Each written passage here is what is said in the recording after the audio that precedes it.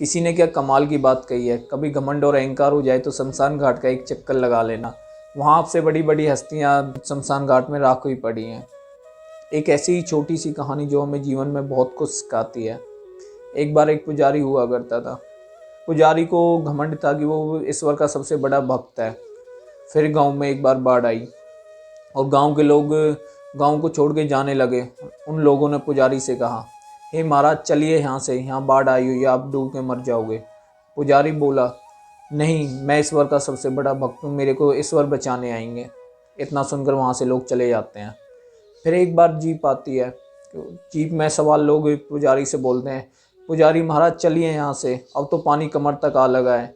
तो फिर पुजारी बोलता है, नहीं, मुझे ईश्वर बचाने आएंगे। इतना सुनकर जीप वाले चले जाते हैं। फिर नाव आती है। नाव में सवार लोग फिर पुजारी से बोलते हैं, हे महाराज चलिए यहाँ से, अब तो पानी गर्दन तक आ चुका है, आप डूब जाओगे, मर जाओगे। लेकिन पुजारी को घमंड था कि नहीं, उसको ईश्वर ही बचाने आएंगे। और पुजारी उन्हें बोलता है, नहीं, मेरे को तो ईश्वर बचाने आएंगे। इतना सुनकर नाव में सवार लोग भी वहाँ से चले जाते हैं। और जैसे जैसे पानी बढ़ता चला जाता है, फिर कुछ समय बाद हेलीकॉप्टर आता है। हेलीकॉप्टर में बचाव करता है। पुजारी को बोलते हैं, चलिए महाराज यहाँ से, आप डूब जाओगे, पानी अब खतरे के निशान से बहुत ऊपर है। लेकिन पुजारी बोलता है, नहीं, आप जाइए, मेरे को भगवान बचाने आएंगे। और उसके बाद पुजारी डूब जाता है और मर जाता है। वो ईश्वर के पास पहुंचता है और ईश्वर को बोलता है, हे भगवान, मैं आपका सबसे बड़ा भक्त था, लेकिन आप मुझे बचाने नहीं आए। तो भगवान बोलते हैं, हे पुजारी, मैंने तुम्हें बचाने के लिए 4 संसाधन भेजे थे, लेकिन तुमने एक भी नहीं देखा। सबसे पहले मैंने गांव के लोग भेजे थे, तुमने उनकी अनसुनी करी।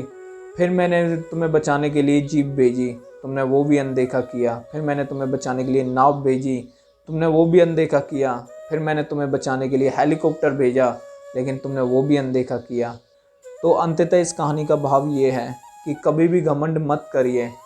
घमंड के कारण इतने अंधे कभी मत बनो कि सामने खड़े संसाधन या सामने खड़े लोग तुम्हें दिखाई ना दें कि वो तुम्हारे बचाव में खड़े हैं या तुम्हारे अगेंस्ट खड़े हैं।